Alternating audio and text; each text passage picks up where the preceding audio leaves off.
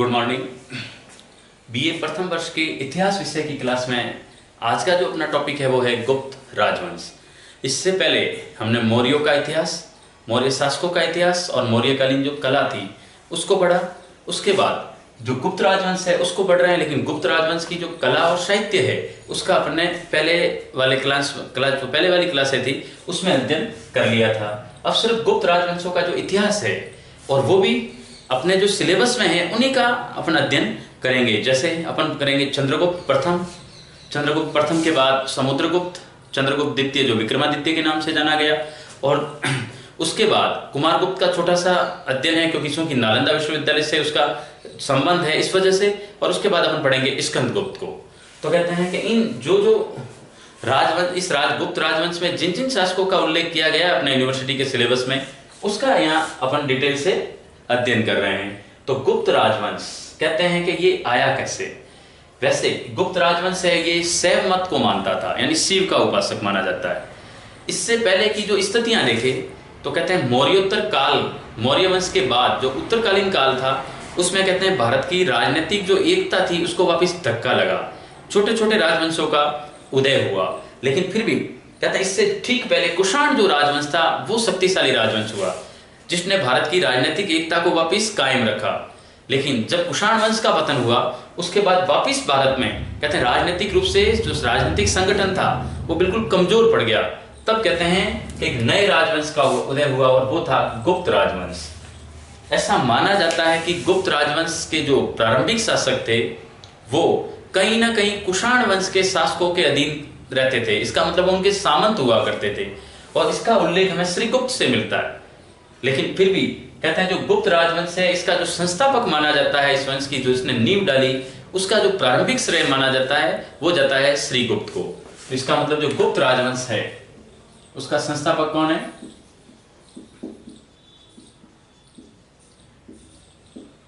श्रीगुप्त। ठीक है। इस श्रीगुप्त ने कहते हैं अपने नाम से सिक्के चलाए थे और वो कहलाते थे श्रीगुप्त सिक्के। कौन से? श्रीगुप्त। लेकिन कहते हैं ये प्रारंभिक आदमी था, इसने सबसे पहले महाराज की पदवी धारण की। किसकी? तो महाराज की पदवी धारण किसने की है? श्रीगुप्त ने। इसका मतलब उस समय जो महाराज की उपाधि धारण करता था इसका मतलब वो किसी न किसी शासक के अंतर्गत काम कर रहा है, उसके अधीन काम कर रहा है। इसका मतलब इसी महाराज की उपाधि से ये प्रतीत होता है कि श्रीगुप्त किसी न किसी वंश में सामंत हुआ करता था, किसी न किसी शासनकाल में वो सामंत के पद पर था और उसने पहली उपाधि धारण की है महाराज की। बाद में तो महाराज खैर स्वतंत्र शासक भी उपाधियां धारण करने लग गए थे, लेकिन प्रारंभ में, गुप्त काल के प्रारंभ में ये स्थिति सामंतों की हुआ करती थी। तो उसने महाराज की पदवी धारण की। वो कौन था? श्रीगुप्त। लेकिन कहते हैं कि श्रीगुप्त के विषय में इतना उल्लेख नहीं है जितना उल्लेख कहते हैं श्रीगुप्त के बाद श्रीगुप्त का पुत्र घटोत्कच शासक बना। कौन बना?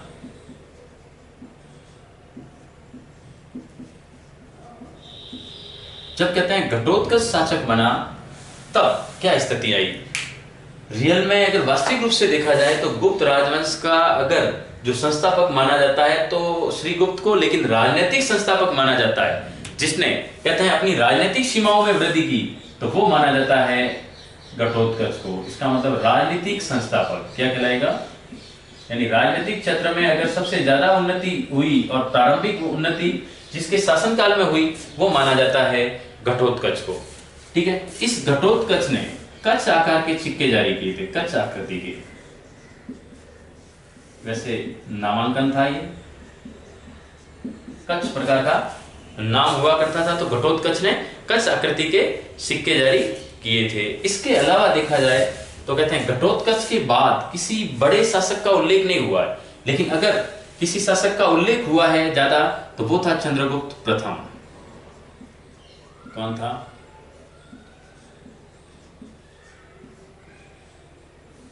इसका जो शासनकाल माना जाता है वो माना जाता है 319 ईसा से 350 ईसा तक। ये इसका शासनकाल माना जाता है। कब से?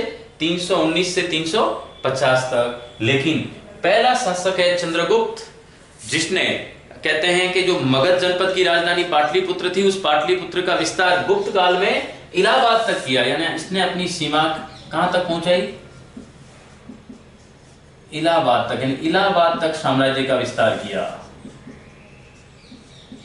और ये इलाहाबाद कौन सा है? प्रयागराज। तो इलाहाबाद तक साम्राज्य का विस्तार करने वाला पहला शासक कौन है? चंद्रगुप्त प्रथम। कहते हैं कि इसी के समय 319 ईस्वी 319 ईस्वी से गुप्त संवत का प्रारंभ माना जाता है। किस संवत का? गुप्त संवत का प्रारंभ माना जाता है। वो कब से माना जाता है? चंद्रगुप्त प्रथम के राज्याभिषेक के वर्ष से, यानी 319 से। इसका मतलब गुप्त संवत का प्रारंभ भी किसके समय हुआ है? चंद्रगुप्त प्रथम के समय। ठीक है, अब देखिए जो चंद्रगुप्त प्रथम है उसने कहते हैं कि लिच्छवी राजकुमारी से शादी की थी। किससे?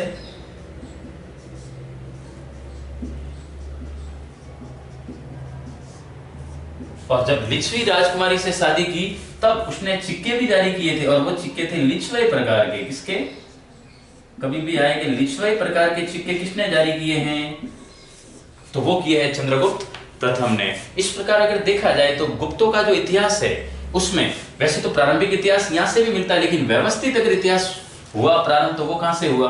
चंद्रगुप्त प्रथम से। पहली बार साम्राज्य का विस्तार भी कौन करेगा? चंद्रगुप्त प्रथम। इसीलिए चंद्रगुप्त प्रथम को क्या कहा जाता है? गुप्त वंश का वास्तविक संस्थापक। याद रखना, संस्थापक और वास्तविक संस्थापक में अंतर है। गुप्त वंश का वास्तविक संस्थापक कौन है? चंद्रगुप्त प्रथम। इसने 319 से 350 ईस्वी तक शासन किया है। तो गुप्त वंश का वास्तविक संस्थापक कहलाएगा चंद्रगुप्त प्रथम। जैसे देखो, इससे पहले हमने पढ़ा कि जो मुगल वंश था उसका संस्थापक भारत में कौन कहलाता है? बाबर। लेकिन मुगल वंश को अगर स्थायित्व किसी ने प्रदान किया भारत में तो वो था अकबर। इसका मतलब अकबर जो है वो मुगल वंश का वास्तविक संस्थापक माना जाता है, जबकि अगर सिर्फ संस्थापक आए तो बाबर है। वैसे गुप्त राजवंश का भी संस्थापक तो श्रीगुप्त है, लेकिन वास्तविक संस्थापक कौन कहलाता है? चंद्रगुप्त प्रथम। यहां तक नोट डाउन कीजिए। इसके बाद अपन पढ़ते हैं समुद्रगुप्त को।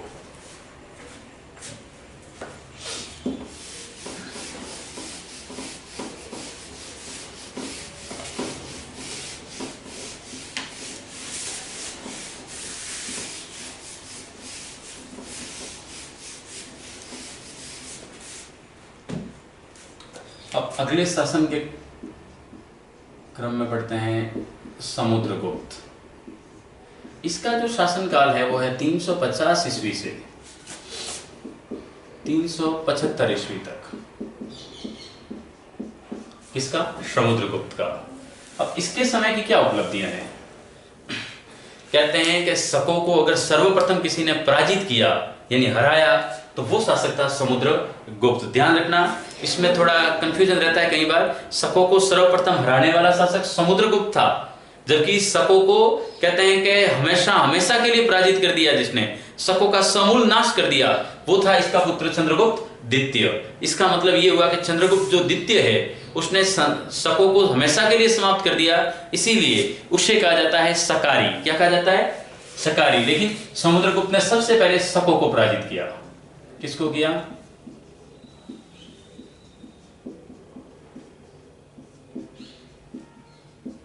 ठीक है। इसके संबंध में कहते हैं कि इसके स्रोत कौन से हैं जिससे हमें पता लगे कि समुद्रगुप्त इतना बड़ा शासक था, इतना महान शासक था। तो कहते हैं एक तो इसकी प्रयाग प्रशस्ति। कौन सी? और एक एरन का स्तंभ लेख है। कौन सा? एरन का अभिलेख नहीं कह रहा हूं, एरन का स्तंभ लेख। इन दोनों सोर्स से जानकारी प्राप्त होती है अपने को कि समुद्रगुप्त कितना महान होगा। जो प्रयाग प्रशस्ति है वो हरिसेन द्वारा रचित है। किसके द्वारा? हरिसेन द्वारा रचित है, संस्कृत में लिखी हुई है। उसमें उसकी प्रशंसा की गई है। प्रशस्ति हमेशा किसी राजा की प्रशंसा में ही लिखी जाती है। और जो एरन स्तंभ लेख है उसमें भी उसका वर्णन किया गया है। और कहते हैं कि कितना महान होगा इसके बारे में एक यूरोपियन इतिहासकार है,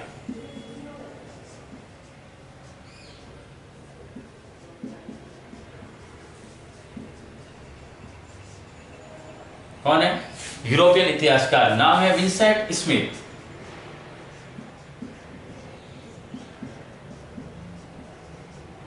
इस विंसेंट स्मिथ ने इसे भारत का नेपोलियन कहा है। क्या कहा है?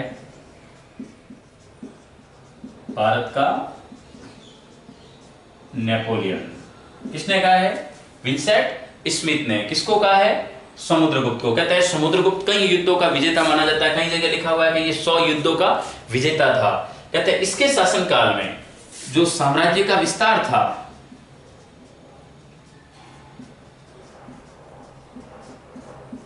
वो हिमालय से दक्षिण में विंध्य पर्वत तक,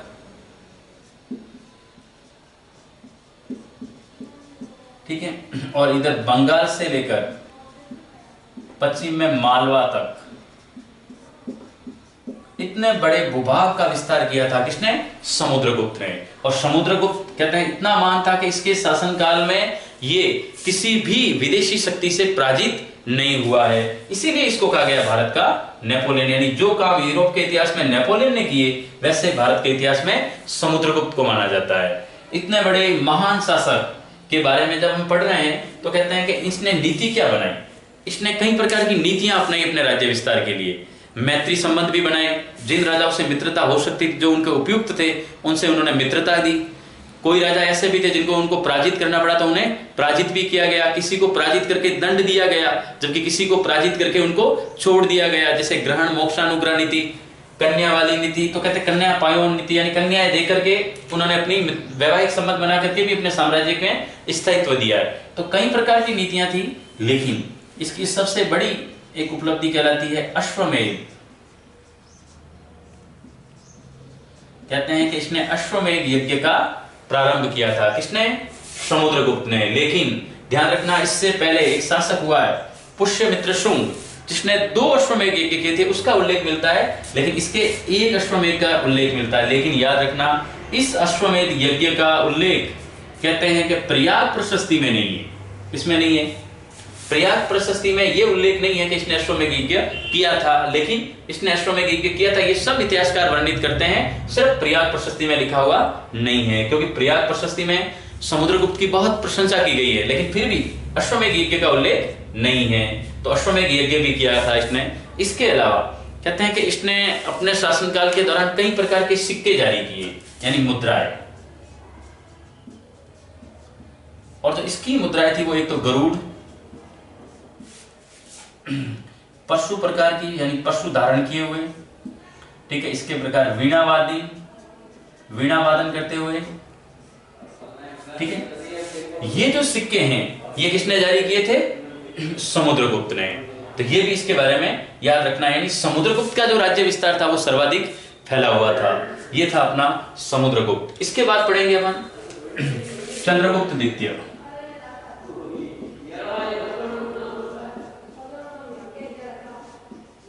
इसका जो शासनकाल माना जाता है वो माना जाता है 375 ईस्वी से 415 ईस्वी तक, ठीक है। अब जो चंद्रगुप्त द्वितीय है, इसने एक उपाधि धारण की थी विक्रमादित्य की। किसकी? ठीक है। और इसने महाराजा धीराज की भी उपाधि धारण की थी। वैसे महाराजा धीराज की इसने भी धारण की थी और इसने भी की थी, लेकिन ये विक्रमादित्य के नाम से ज्यादा प्रसिद्ध है, ठीक है। अब देखो इसके शासनकाल की क्या घटना है। कहते हैं कि समुद्रगुप्त जितना शक्तिशाली शासक था उससे भी कई गुना शक्तिशाली शासक हुआ है चंद्रगुप्त द्वितीय। इसलिए कहते हैं कि चंद्रगुप्त द्वितीय जो है वो योग्य बाप का सुयोग्य पुत्र था, यानी योग्य पिता का सुयोग्य पुत्र किसको कहा जाता है? चंद्रगुप्त द्वितीय को। इसने अपने साम्राज्य का बहुत बड़ा विस्तार कर दिया, यानी ये साम्राज्यवादी नीति का विस्तारक,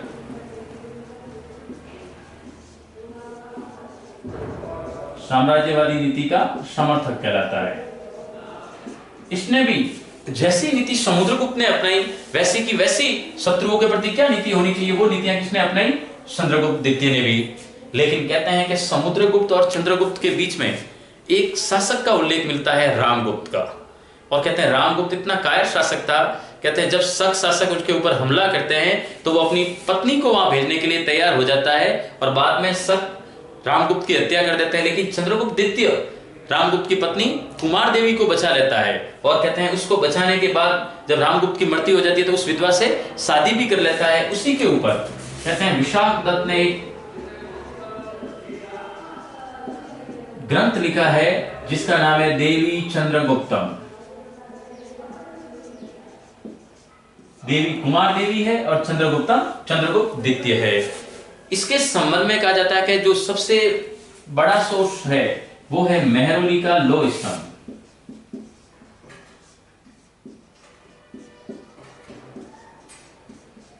जो मेहरौली का लौह स्तंभ है वो कहते हैं कि चंद्रगुप्त द्वितीय ने के शासनकाल में बना था, लेकिन लोहे का बना था, लेकिन उसके ऊपर आज दिन तक जंग नहीं लगी। इसका मतलब उस समय की जो विज्ञान और कला है उसका उत्कृष्ट नमूना कौन सा है? मेहरौली का लौह स्तंभ। दूसरी चीज, अगर विज्ञान कला और साहित्य के रूप में देखा जाए तो चंद्रगुप्त द्वितीय का काल स्वर्ण युग कहलाता है। साहित्य के मामले में तो हमने देखा ही है कि इसके समय इनके दरबार में कालिदास, धन्वंतरी, वराहमिहिर, अमर सिंह, इतने बड़े बड़े दार्शनिक, साहित्यकार और विज्ञान जगत की महान हस्तियां रहती थी। और कालिदास, वराहमिहिर, अमर सिंह और धन्वंतरी के इनके कहते हैं जो साहित्यिक स्रोत है, इन्हीं से ही हमें पता लगता है किसका? चंद्रगुप्त द्वितीय के इतिहास का। दूसरा, इसने क्या कर दिया, जो बार बार आक्रमण हो रहे थे शकों के, कहते हैं सबसे पहले भी आक्रमण हुए, लेकिन समुद्रगुप्त ने उनको पराजित किया। तो समुद्रगुप्त के शासनकाल में तो वापिस आक्रमण नहीं हुए, लेकिन समुद्रगुप्त की मृत्यु हुई तो उसके बाद शकों ने वापिस आक्रमण कर दिए। किस पर? मगध पर। तो अब जैसे ही पाटलिपुत्र पर वापिस आक्रमण करने की सोचते हैं, तब चंद्रगुप्त द्वितीय ने कह दिया, सोच लिया मन में, इसने ये एक सी धारणा बना ली कि ये जो शक शासक है ये बार बार मौका देख करके गुप्त साम्राज्य पर आक्रमण कर रहे हैं। तो उन्होंने कहा कि इसका परमानेंट इलाज किया जाए, और उसने कहते हैं कि शकों को समूल नाश कर दिया। यानी इसने ऐसी नीति अपनाई कि शकों का सर्वनाश कर दिया। जो शक जाति थी, तो शकों का सर्वनाश किसने किया है? उसने सिर्फ पराजित किया था, इसने तो समूल नष्ट कर दिया। इसलिए शकों का सर्वनाश करने के कारण ये इतिहास में सकारी के नाम से प्रसिद्ध हुआ। किसके नाम से? सकारी के नाम से। इसका मतलब सकारी कौन कहलाता है? तो भी चंद्रगुप्त द्वितीय कहलाएगा। ठीक है। अब इस चंद्रगुप्त द्वितीय के बाद दो शासकों का और उल्लेख है, और उसमें है एक कुमारगुप्त प्रथम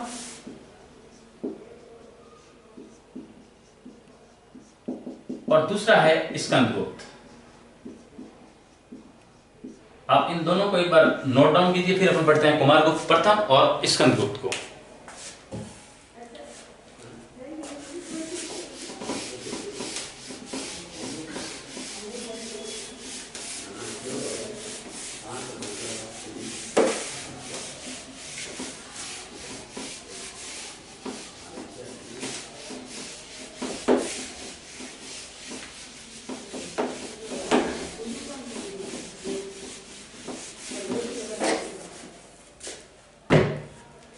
अब है कुमारगुप्त।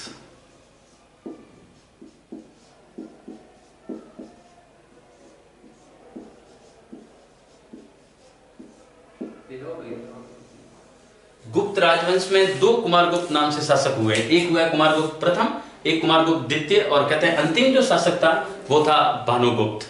अब चूंकि कुमारगुप्त जो प्रथम है उसके बारे में अगर अध्ययन करने जाए तो कहते हैं इसका फेमस अभिलेख है बिलसर, और दूसरा है मंदसौर। कौन सा है? ये जो बिलसर और मंदसौर के जो अभिलेख है, इससे किसकी जानकारी प्राप्त होती है? कुमारगुप्त प्रथम के शासनकाल की। फर्स्ट की जानकारी के जो स्रोत पूछे जाते हैं वो कौन से हैं? बिलसर या मंदसौर अभिलेख, जो ऐसे अभिलेख है जो किसकी जानकारी देते हैं हमें? कुमारगुप्त फर्स्ट के बारे में। और कहते हैं कि इसने सिक्के भी जारी किए थे, और जो सिक्के इसके थे वो थे मयूर आकृति के। यानी कि इस गुप्त राजवंश में मयूर आकृति के जो सिक्के जारी किए थे, वो सिक्के जारी किसने किए थे? कुमारगुप्त प्रथम ने। पर इसकी जो सबसे बड़ी उपलब्धि है वो उपलब्धि है नालंदा विश्वविद्यालय की स्थापना।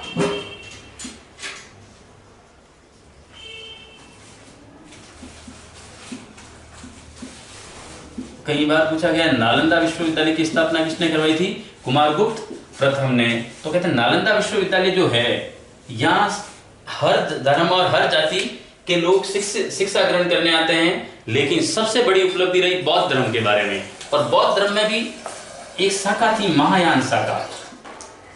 उस महायान शाखा की शिक्षा का सबसे बड़ा केंद्र था नालंदा विश्वविद्यालय, इसीलिए इसे ऑक्सफोर्ड ऑफ महायान कहा जाता है, यानी ऑक्सफोर्ड ऑफ महायान। ये किस यूनिवर्सिटी को कहा जाता है? नालंदा विश्वविद्यालय को। अब इसका जो शासनकाल है कुमारगुप्त का, वो कहलाता है 415 ईस्वी से लेकर के 455 ईस्वी तक जिसने शासन किया वो था कुमारगुप्त प्रथम। इसके बाद पढ़ेंगे हम स्कंदगुप्त को।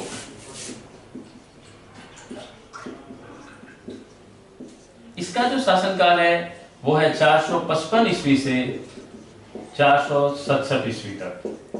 कम शासनकाल है, लेकिन कहते हैं जो स्कंदगुप्त है ये गुप्त राजवंश का अंतिम शक्तिशाली शासक था, जिसके समय पूरा गुप्त राजवंश और भारत की राजनीतिक जो एकता थी वो सुदृढ़ बनी हुई थी।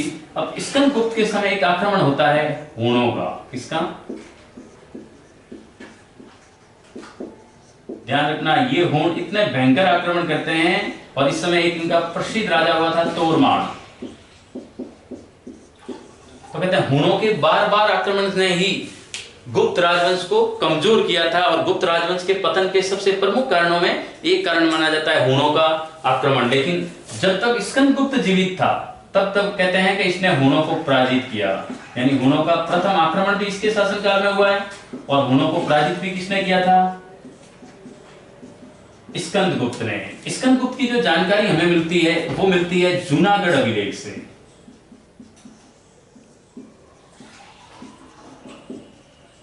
जूनागढ़ अभिलेख सौराष्ट्र। अब इस अभिलेख को पढ़ना जरूरी है कि जूनागढ़ जो अभिलेख है उस अभिलेख में लिखा हुआ है कि ये सिर्फ जूनागढ़ अभिलेख है, तो आप स्कंदगुप्त तक ही सीमित नहीं रहना है। इसमें देखो जूनागढ़ अभिलेख सबसे पहले चंद्रगुप्त मौर्य के बारे में भी जानकारी अवेलेबल करवाता है। इसके बाद कहते हैं एक और शासक हुआ था रुद्रदमन, उस रुद्रदमन की भी जानकारी देता है, और ये स्कंदगुप्त के बारे में भी जानकारी देता है। इसका मतलब जूनागढ़ अभिलेख 3 राजवंश है, राजवंश भी अलग अलग हुए हैं, तो 3 राजवंशों के 3 शासकों के इतिहास की जानकारी हमें उपलब्ध करवाता है, वो है जूनागढ़ अभिलेख। इसलिए इतिहास में जूनागढ़ और प्रयाग प्रशस्ति ये बड़ी मोस्ट है, क्योंकि प्रयाग प्रशस्ति और जूनागढ़ अभिलेख ही ऐसे हैं जो विभिन्न राजाओं के इतिहास की जानकारी हमें उपलब्ध करवाता है। यह है अपना गुप्त राजवंश। नेक्स्ट टॉपिक में हम पृथ्वीराज चौहान को लेकर के आएंगे। तब तक के लिए धन्यवाद।